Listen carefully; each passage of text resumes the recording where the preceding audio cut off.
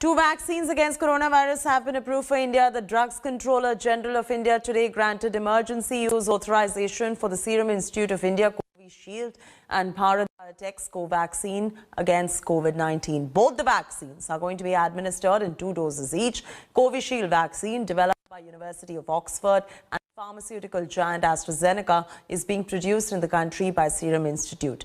Bharat Biotech has developed Covaxin, India's first indigenous vaccine against COVID-19. The DCGI's approval has come in after an SEC of Central Drug Standard Control Organization recommended these 2 vaccines for emergency use in India. Prime Minister welcomed the DCGI decision, said that approval of the 2 vaccines is a decisive turning point to strengthen a spirited fight. Serum Institute of India CEO Adar Poonawalla also shared his joy on Twitter over Covishield getting emergency approval. He said that vaccine is ready to roll out in the coming weeks. India is all set for a mega vaccine rollout, with dry runs being held in all states and union territories across India. Phase 2 clinical trials were conducted in approximately 800 subjects, and results have demonstrated that the vaccine is safe and provides a robust immune response.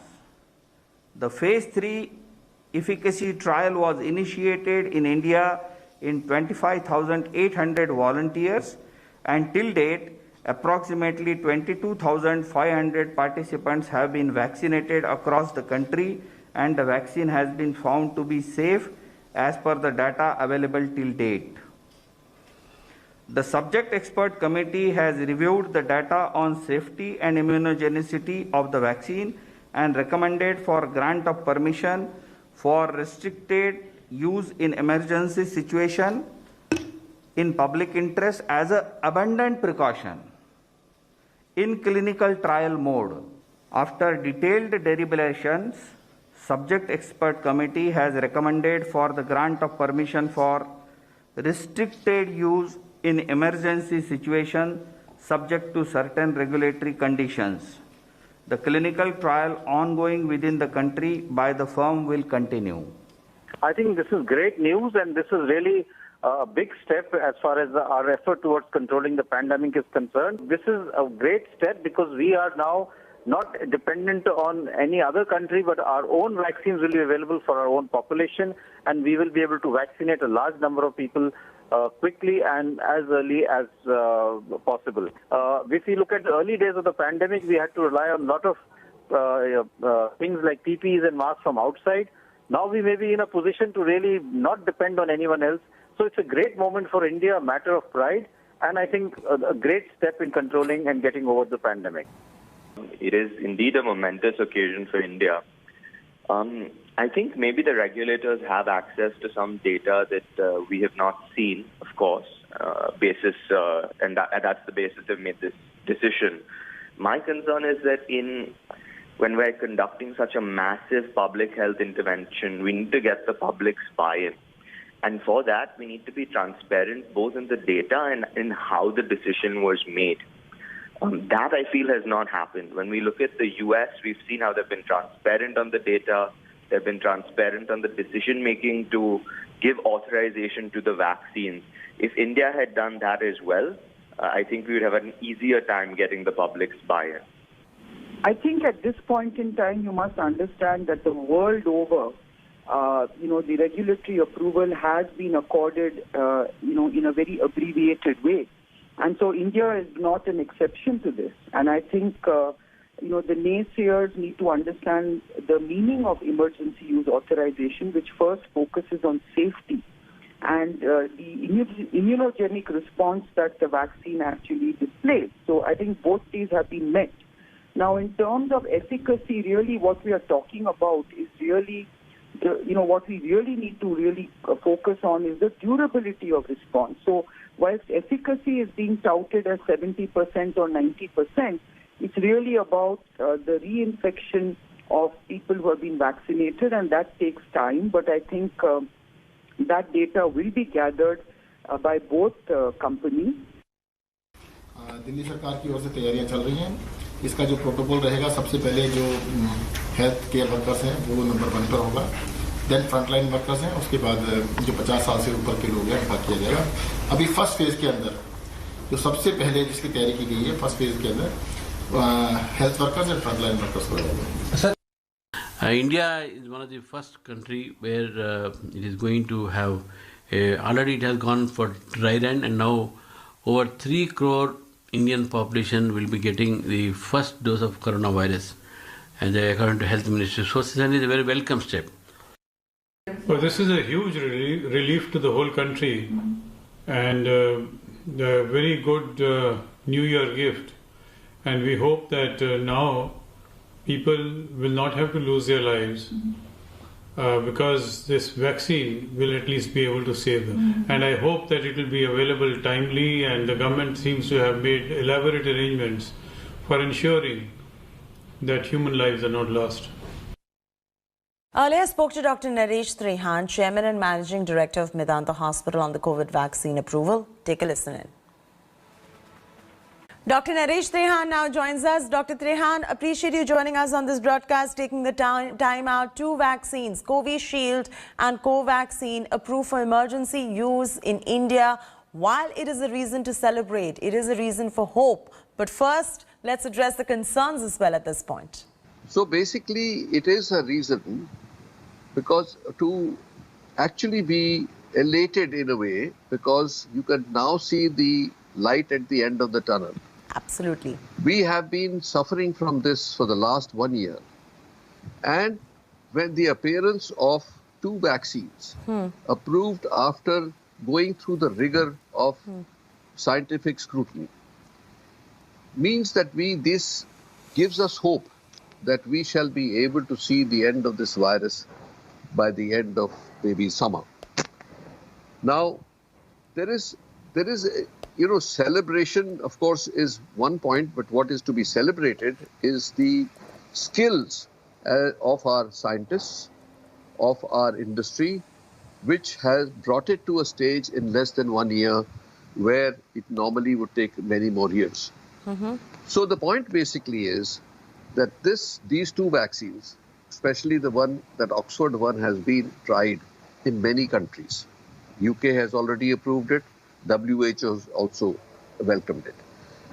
Covaxin is now for the first time appearing on the scene since yesterday, 2 days ago, when it was sort of cleared by the expert panel, and today cleared by the DCGI.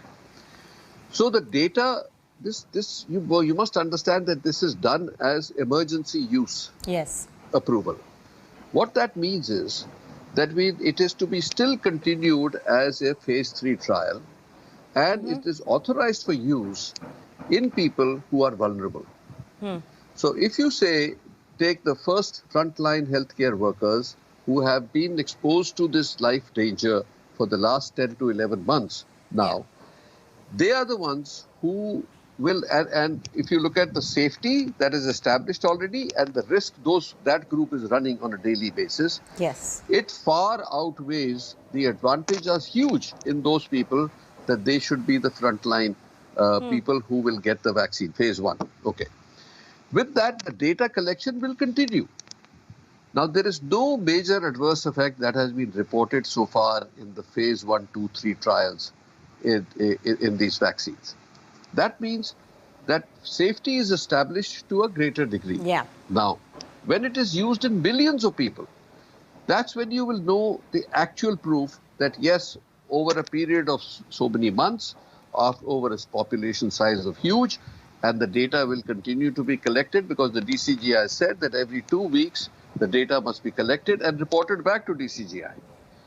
If this process continues, the safety of it will be established progressively as we move forward.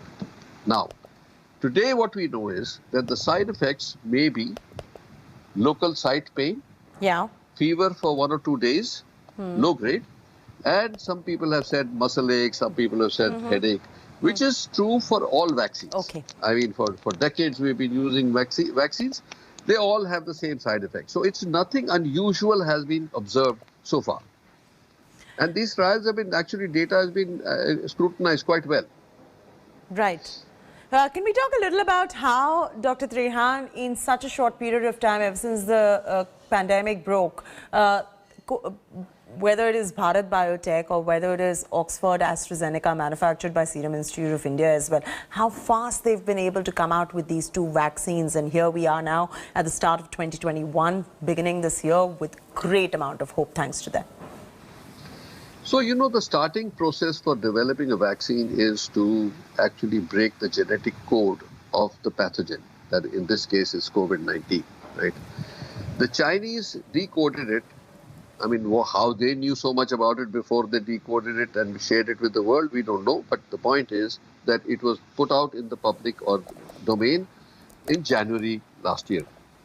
So with that, the companies that have already got platforms ready for development of vaccine. Vaccine is not a new thing. There are several techniques, whether you use dead virus, whether you use RNA, whether you use DNA, or you use a vector adenovirus for it. These are the four main techniques that are being used today. So all of them were adapted very quickly to this virus with this protein, the code of which was already given. So that what are we doing? In one way or the other, whether it's through messenger RNA or by injecting the byproduct of the protein or the dead virus, we are actually challenging the body to develop antibodies. Right. So far, that methodology has been used, not the RNA one, but the other two have been used for over a long period of time, many decades. So we know the safety of it. We know that they are effective. We know that if once we have the material from which to challenge the body, we can produce it.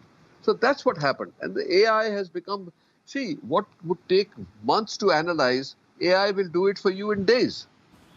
So that has all accelerated, come together.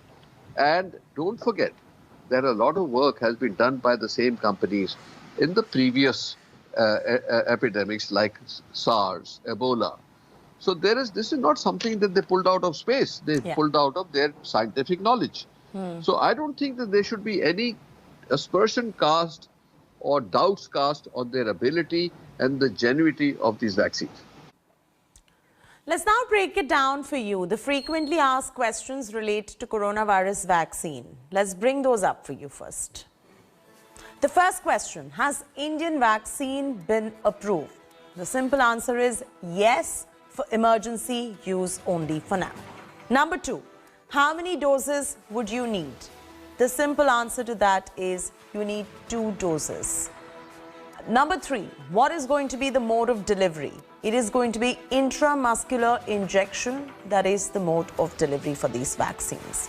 The 4th frequently asked question is, what will be the interval of the jabs that you end up taking? It is going to be 3 weeks to 4 weeks. Number 5, let's pull that out for you. Are clinical trials over? No. Phase 3 trials are ongoing. The 6th question, what efficacy does the vaccine offer? 60% for Covaxin and 70% for Covishield. Covaxin is the Bharat Biotech one, and Covishield is the one which is the Oxford AstraZeneca manufactured by the Serum Institute of India.